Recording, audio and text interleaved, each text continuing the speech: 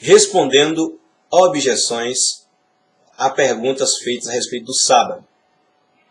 Ou seja, esse vídeo eu estou gravando, para apresentar respostas bíblicas, teológicas, apologéticas, às pessoas, a entidades religiosas, etc., que ensinam uma ideia contrária à observância do sábado. Pessoas que ensinam que o sábado ele não deve ser mais observado. Que agora a igreja ela está sob o fundamento apostólico e não mais sob o fundamento dos profetas, e que agora é o Novo Testamento, não o Antigo, fazendo esse dualismo, essa dicotomia. E em cima disso também eles distinguem a igreja de Israel da igreja, e eles fazem diversas objeções. Eles dizem que o sábado não deve ser guardado, e eles, para dizer isso, eles concluem essas ideias em cima de referências, de citações de alguns textos, certo? E queria tratar aqui nesse vídeo respondendo a essas objeções, essas perguntas que são feitas, tá bom? A primeira pergunta que vai ser feita, e que é uma pergunta que é feita por todo antissabatista que você encontrar, ele vai fazer, é a respeito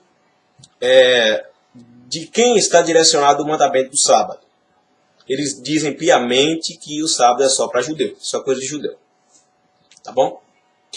Mas eu posso garantir de antemão, com base na Bíblia, que isso não é verdade. Isso não é verdade. O sábado não é só para judeu. Certo?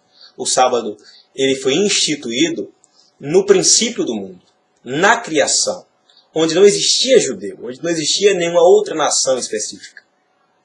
Só existia Adão e Eva. Só existiam os primeiros pais. E os primeiros pais, eles representavam ali, naquele contexto, a humanidade. Por que os primeiros pais representavam ali a humanidade? Por uma série de razões. Certo? E a Bíblia diz em Gênesis, por exemplo, capítulo 5, se referindo a Adão e Eva, lá em Gênesis capítulo 5, nós encontramos ali uma terminologia, uma palavra hebraica, que ela é muito reveladora acerca dessa ideia universal de que os nossos primeiros pais eles representavam a humanidade. No capítulo 5, versículo 1 de Gênesis, diz assim: Este é o livro da genealogia de Adão, no dia em que Deus criou o homem, a semelhança de Deus o fez. Aqui nós encontramos aqui, no versículo 1 do capítulo 5, falando a respeito do livro de Gênesis, fala da genealogia de Adão, aqui no contexto, e fala do que Deus criou o homem, a sua imagem e a sua semelhança. Certo? Aqui no versículo 1 aparece uma expressão hebraica chamada Adam. A palavra Adam, que é a palavra homem. E a palavra Adam, ela significa humano. Ser humano, humano. Essa mesma palavra aparece no capítulo seguinte, capítulo 6, versículo 1. Como se foram multiplicados os homens na terra, lhe nasceram filhas.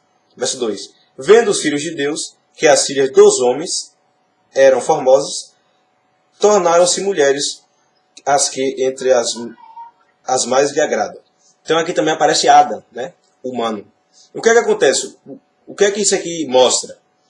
Isso aqui mostra que esse homem que foi feito em imagem e semelhança de Deus não é apenas Adão, no sentido do homem Adão, mas aqui também abrange Eva, porque aqui está falando do ser humano.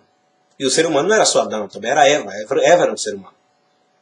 Então o ser humano ali em Gênesis 2 representava a humanidade, certo? E o sábado surgiu ali. Gênesis capítulo 2, dos versos 1 ao 3, diz assim: Assim, pois, foram acabados os céus e a terra, o seu exército. Então Deus ele conclui a sua obra. No versículo 1 aqui ele fala que acabou a sua obra de concluir. E no versículo 2 e 3 diz assim: E havendo Deus terminado no dia 7º a sua obra, que fizera, descansou neste dia de toda a sua obra que tinha feito. E abençoou Deus o dia 7º e o santificou, porque nele descansou. de toda a obra que, como Criador, fizera. Eu quero que você se atente aqui a algumas expressões, algumas palavras que são muito importantes para a compreensão. Primeiro, em primeira ideia, ele concluiu a sua obra, versículo 1. A segunda ideia, nós encontramos aqui diversas vezes que ele concluiu toda a sua obra. Então, no sétimo dia, ele não fez nenhuma obra de criação, ele não fez nada mais. Ele concluiu toda a sua obra. Quando? Verso 1. Antes do sétimo dia, ou seja, no sexto dia. Então, no sexto dia, ele já havia concluído. Ele já havia feito. Então, o que foi que ele fez no sétimo dia? Aí o verso 3 vai dizer: abençoou, santificou e descansou. São esses três atos de Deus. São os três atos que Deus fez no sábado. Ele abençoou o sábado, ele descansou e ele santificou. O que significa cada uma dessas expressões? Cada um desses conceitos aqui apresentados. Primeiro, ele abençoou o sábado. O que significa abençoar? O que significa abençoar? Significa que ele colocou uma bênção, né, obviamente. Que ele tornou esse dia, nesse dia, algo espiritual importante. Porque o poder criativo estava ali. Ele implantou o seu poder criativo. Então ele abençoou esse dia. E essa ideia de bênção ela está relacionada à criação de uma forma geral. Isso é fantástico. Ou seja, aos animais e ao ser humano. Como que chega a ser essa conclusão?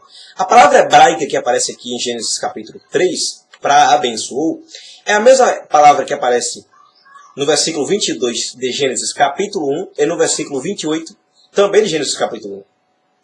O que é que diz o versículo 22 de Gênesis capítulo 1? Diz assim: e Deus os abençoou, dizendo: sede fecundos e multiplicai-vos, enchei até as águas dos mares, e na terra se multipliquem as aves. Aqui Deus está falando a respeito da criação dos animais. Aqui diz que Deus abençoou a criação dos animais. É a mesma palavra que aparece em Gênesis capítulo 2, quando fala do sábado. E aqui em Gênesis, no versículo 28 de Gênesis capítulo 1, diz assim: e Deus os abençoou e lhes disse: sede fecundos, multiplicai, enchei a terra, etc. Ele está falando de quem aqui? Verso 27. Criou Deus, pôs o homem à sua imagem, e a imagem de Deus. Ele está falando da criação do ser humano. Falando da criação dos seres humanos. Então, o sábado está relacionado tanto com o ser humano, quanto com a criação dos animais. E isso é bem verdade, que quando nós vamos para o próprio mandamento, em Êxodo capítulo 20, nos versículos 8 a 11, que nós encontramos o mandamento ali de forma escrita no Sinai, nós encontramos no versículo 10 o seguinte: mas o sétimo dia é o sábado do Senhor teu Deus. Não fará nenhum trabalho, nem tu e nem o teu filho, nem tua filha, nem teu servo, nem tua serva, nem o teu animal, nem o forasteiro das tuas portas para dentro. Perceba que existe aqui uma relação textual, uma relação de ideias entre a bênção do sábado, que está relacionada à criação dos animais e à criação do ser humano, com o próprio mandamento, porque aqui fala que o filho, filha, estrangeiro, etc., não deveria trabalhar no sábado. E já no mesmo versículo, fala que os animais de carga também deveriam se abster. Ou seja, os animais de carga, as pessoas não deveriam colocar peso sobre eles no dia de sábado. Então essa relação intertextual é uma relação muito viva, muito importante, e que mostra que o sábado ele é uma bênção não apenas para o ser humano, mas uma bênção para a criação de uma forma geral, para toda a criação. Então essa que é a bênção. Outra coisa de bênção. Quando você vai para Êxodo capítulo 16, que ali nós encontramos o povo de Israel que estava trafegando, né? O povo sai da terra do Egito, e o povo ele trafega rumo ao Sinai, né? Ao Monte Sinai, que ali então eles vão receber, né, do Senhor a lei, as instruções de forma escrita pelo próprio Deus, como mesmo 31, 18. Antes do povo chegar no Sinai, no deserto de Sim, ali em Êxodo capítulo 16, nós encontramos o grande milagre acontecer. E esse milagre exatamente está relacionado com a bênção do sábado, que Deus havia dado ao sábado. Por que está relacionado? Porque o milagre é uma bênção. Sim ou não? Sim. É muito simples isso. O milagre é uma bênção. E qual era o milagre que acontecia? O maná ele caía em porção dobrada antes da chegada do sábado. Porque no sábado as pessoas não poderiam sair para colher o maná. Porque senão seria algo que tiraria o foco, seria algo trabalhoso, etc, etc. Então, sempre o maná, quando ele caía em outros dias, por exemplo, na quinta-feira, né? O maná caía na quinta-feira, o povo iria na sexta-feira para catar o maná. O maná, se o povo fizesse isso, né? Se o povo fizesse isso, ele apodrecia. O povo teria que pegar o maná na quinta-feira e não na sexta, se caísse na quinta. Mas já no sábado não acontecia isso, acontecia um milagre extraordinário. Por quê? Porque no sábado era preservado. Ou seja, o maná ele não apodrecia, ele era preservado por causa da bênção que tem no sábado. Então esse é outro texto muito interessante, muito importante,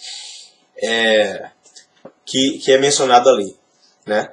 Antes do povo chegar no Sinai, que é o milagre do maná, que acontece no sábado, exatamente no sábado.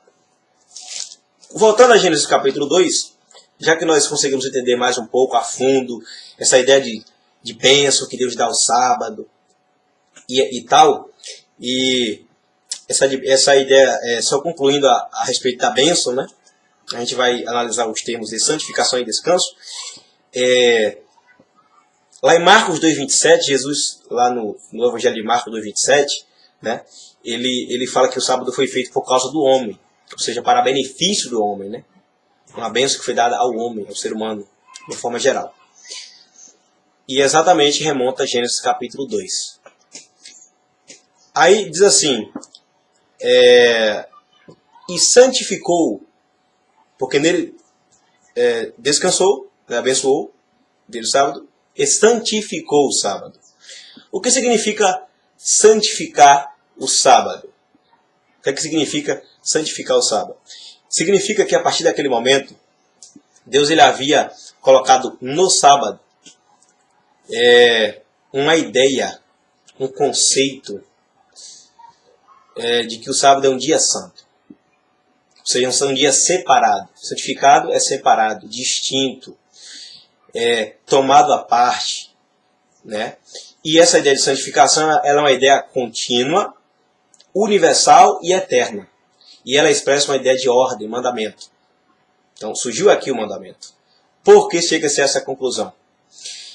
Existe uma palavra hebraica que o autor usa aqui, quando fala em santificou, né?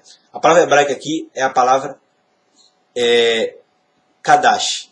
A palavra kadash, né? Ela significa que ele separou o sábado para uma finalidade ou uso santo. Então o sábado foi separado para uma finalidade santa, aqui em Gênesis 2. E essa santificação, ela é eterna, ela não se limita ao tempo, porque ela surgiu em um tempo que não se limitava ao tempo. Ela surgiu em algo atemporal, eterno. Por quê? Porque era antes do pecado. Ela surgiu antes do pecado, certo? O sábado surgiu antes do pecado, não depois. Então as pessoas não morriam, as pessoas eram eternas, tudo era eterno, tudo era atemporal. E o sábado também é atemporal devido a isso.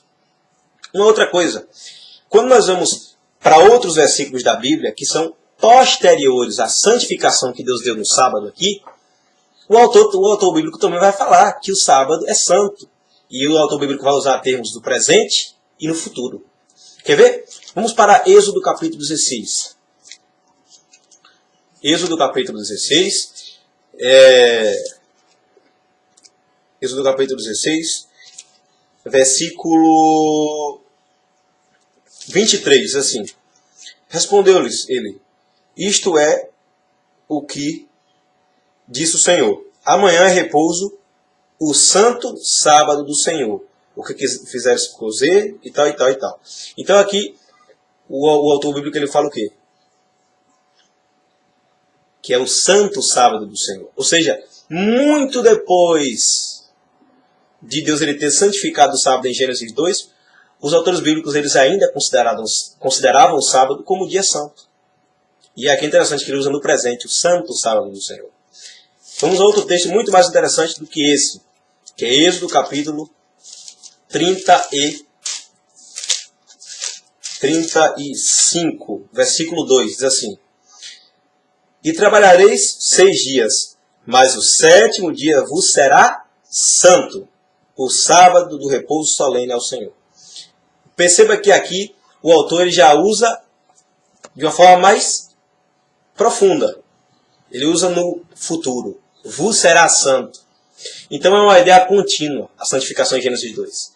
Que está no passado, no presente e no futuro. É algo contínuo, atemporal. E depois, muito tempo, o profeta Isaías vai dizer em Isaías 58, 13 e 14, Deus vai dizer, né?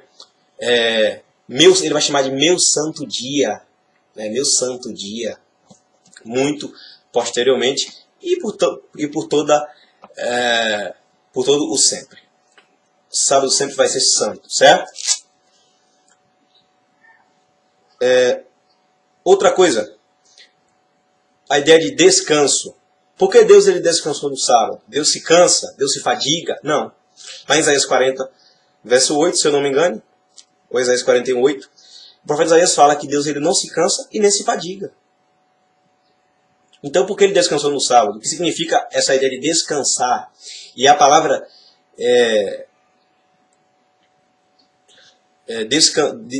descansou aqui, né? Ela dá uma ideia de sábado, né? Aqui, que é o verbo Shabat. Aparece aqui em Gênesis capítulo 2. Ele descansou no sábado. Descansou no sentido de interromper uma obra anterior. Ou seja, o verso 1 diz assim: Assim, pois, foram acabados o céu e a terra e todo o seu exército. Ele acabou, ele concluiu. Depois que ele conclui, ele descansa, ele cessa a sua obra de criação. Ele repousa no sentido de cessar atividades que ele estava fazendo anteriormente. Que eram as atividades criativas. No sábado ele cessa, ele não cria mais, ele para de criar. Né? Então é nesse sentido que Deus descansa. E isso aqui é um exemplo, e tem que ser um exemplo para nós, porque essa foi a finalidade de Deus. Da mesma forma como Deus ele não necessitava descansar, cessar a sua obra, né? Submeter-se à condição de dar o exemplo, de descansar, Jesus também ele não precisava, mas ele o fez. Então perceba que coisa interessante. Quando Cristo ele foi batizado, ele não precisava ser batizado. Ele se submeteu à condição de ser batizado, certo? Para dar o exemplo. E lá no Evangelho vai falar, né? Quando João Batista o batiza, ele não precisava ser batizado. Ele sempre foi santo, sempre foi perfeito. Mas ele fez em submissão a um propósito, uma finalidade. E qual era a finalidade? Dar o exemplo de que as pessoas devem se batizar. Da mesma forma foi Deus aqui. Deus aqui, ele deu esse exemplo para a humanidade. Então o que é que nos mostra tudo isso? Por que eu dei uma resposta tão longa, tão profunda, teológica, acerca do assunto? Aliás, acerca da pergunta que foi feita. Para mostrar a vocês e desmistificar de uma vez que essa ideia de que o sábado é só para judeu, essa ideia de que o sábado foi dado só para o judeu no contexto de uma aliança sinaica, isso não é verdade. O sábado existia muito tempo antes de existir a nação e de existir uma aliança sinaica. A natureza do sábado ela é eterna. Assim como a natureza das 10 palavras, dos 10 mandamentos, dos 10 princípios morais de Deus. É uma natureza eterna. Certo? Então essa primeira pergunta ela já foi respondida. Em um próximo vídeo, irei fazer respondendo outras perguntas, certo? A respeito do assunto. Por que eu demorei tanto para responder essa pergunta? Porque a minha finalidade é exatamente clarear a mente tanto daquelas pessoas que são críticas ao Adventismo, para que elas possam cair na real, e também proporcionar às pessoas que estão assistindo um pouco de conhecimento a mais acerca do assunto, né? Acerca da questão do sábado. Como o vídeo está muito longo, Em um próximo vídeo eu irei dar uma resposta a outras questões, a outras objeções que eles fazem a respeito do sábado. É óbvio que eu não mencionei aqui textos como Isaías 56, 1 a 7, que ali menciona o sábado para os gentios. Eu não me atentei a Marcos 2, 27. Eu não me atentei aqui a Isaías 66, 23. Eu não me atentei aqui a diversos outros textos que desmistificam essa ideia de que o sábado é só para judeu, porque não, como vimos com base na palavra de Deus, não o é. Muito obrigado a todos que esperaram, que assistiram com paciência este vídeo. Que Deus abençoe. E no próximo vídeo irei dar a resposta a outra questão. Nesse vídeo eu me atentei à universalidade do sábado. O sábado não é só para judeu. O sábado é para a humanidade inteira. Que Deus abençoe, que Deus guarde e que tenha um feliz sábado todos vocês. Tá bom?